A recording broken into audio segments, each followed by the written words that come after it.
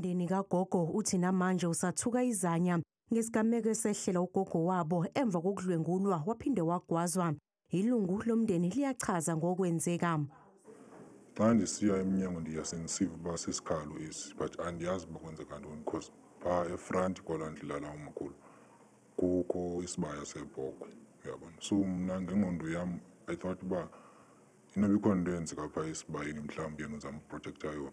But xa ndiphuma ke ngoku, ndiphuma mos kusatsho sasikhalo, ndingasiboni uba sitsho ndawoni kanti sitsho phaa emsileni phambi kwendlu yakhe.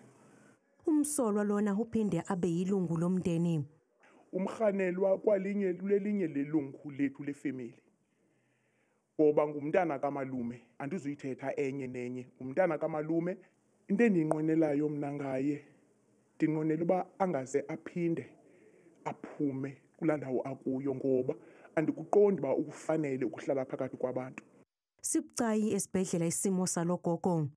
Oogqirha baphinde bayiqwalasela ke ngoku imeko yakhe, bafumanisa into yobana no, lo mntu makaphinde aphindiselwe afunelwe iwadi, njengoko seyelapha ke ngoku ewadini ebe uadmithiwe ngoLwesine kule veki pheleyo. Kwathiwa uzawujongwa for 5 days uba imeko yakhe ayintlanga ngelaa xesha, and besadumbile ke kakhulu.